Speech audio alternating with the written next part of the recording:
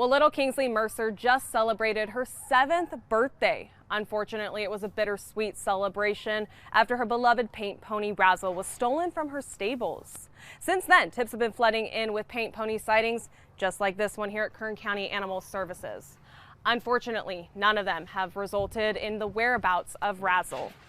Picked up the pony, brought it back, and we were all aware of the story. A missing pony and a heartbroken little girl. The Mercer family not giving up hope, but saying the reality of Razzle's disappearance is beginning to set in. Razzle disappeared from her stables in Oildale, being taken sometime in the late hours between September 24th and 25th. The story of her disappearance sparking a call to action from the community. We were kind of interested to get a look at the markings when he got back here and compare it with some of the photos that we had seen. Over the next few weeks, the Mercer family received several tips and donations from community members looking to bring Razzle home. One pony found in Shafter, igniting a moment of hope. Shafter police receiving calls saying this pony could be Razzle. But that moment of hope burning out. Some of our staff quickly determined it's not the same animal. While the search for Razzle continues, Kern County Animal Services says they've recently seen an increase in wandering and found Shetland ponies, taking in 2 in just the last few weeks, including Charlie, the pony found in Shafter. It's relatively infrequent that we bring in large animal or equine anyway, let alone ponies. Is there something happening in the pony community? Is there somebody producing ponies that maybe are indiscriminate in where they're being placed? But, and then there's always the potential that it's just a coincidence. Now, the reward for Razzle has been up to $5,000. Anyone with information can head to our website, turnto23.com, and find a link on this story. For 23 ABC News, I'm Veronica Morley, connecting you.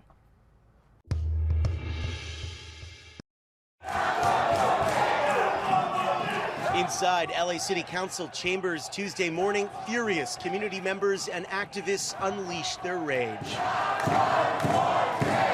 Chants demanding the resignations of council members Nury Martinez, Kevin De Leon, and Gil Cedillo after a recording was made public of the trio making racist slurs during a strategy meeting about redistricting. Cedillo and De Leon made brief appearances before the regularly scheduled meeting, but then left. I really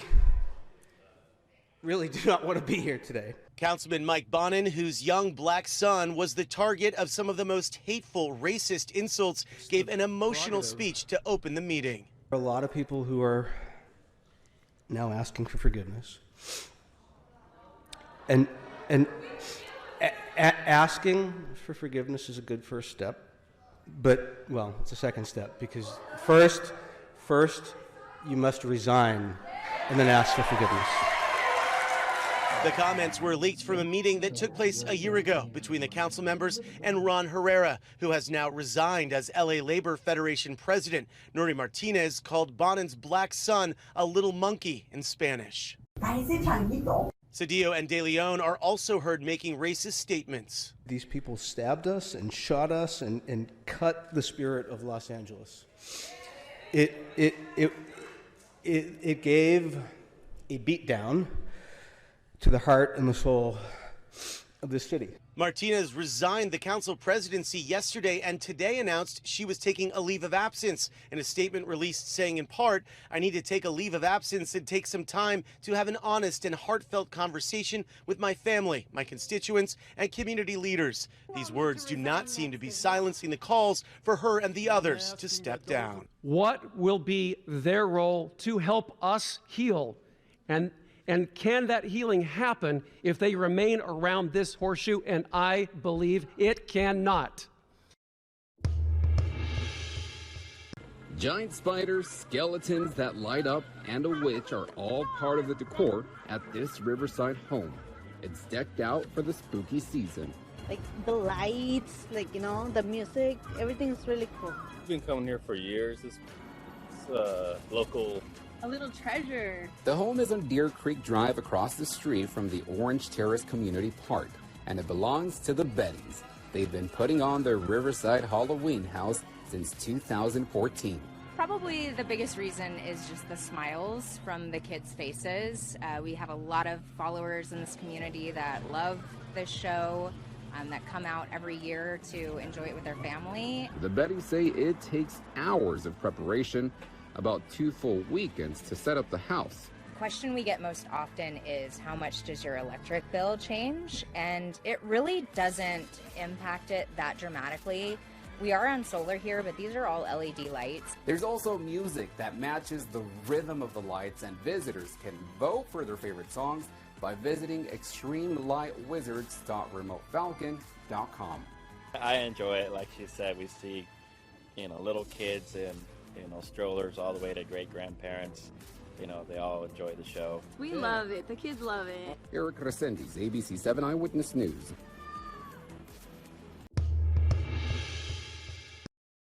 Get out of the car.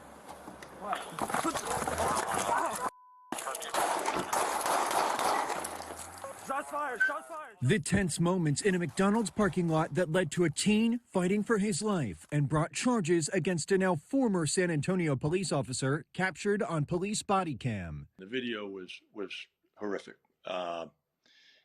There's no question in anybody's mind looking at that video that the shooting is not justified.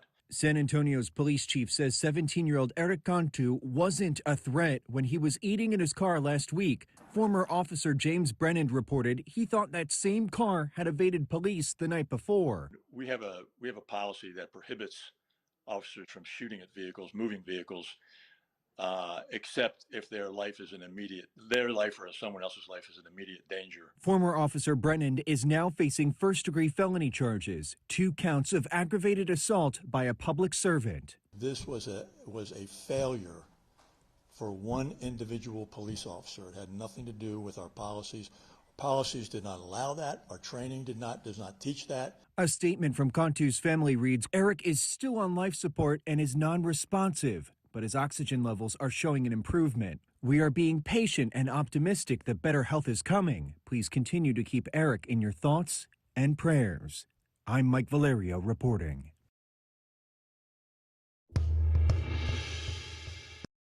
This morning, President Biden now saying he does not think Russian President Vladimir Putin will use nuclear weapons on the battlefield in Ukraine, telling CNN, I don't think he will. I think he is a rational actor who's miscalculated significantly.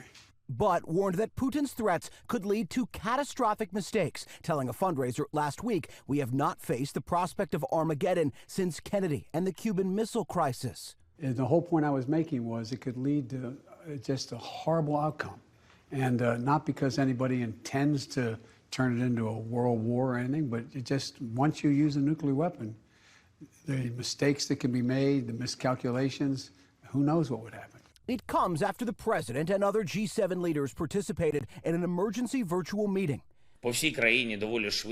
Hearing from Ukrainian President Volodymyr Zelensky, who pleaded for more air defense systems to help establish an air shield over his country. Zelensky's appeal following 2 days of Russian missile attacks on Ukrainian cities, killing civilians. Other missiles knocking out power. In the city of Lviv, shops and restaurants operating in the dark. In the Ukrainian capital, Kyiv, where missiles struck at the heart of the city Monday, even hitting a playground. People shaken but undeterred. This woman saying they continue to attack us. They keep scaring us. We will resist. Yesterday, the White House said they were open to Zelensky's request for more air defense systems.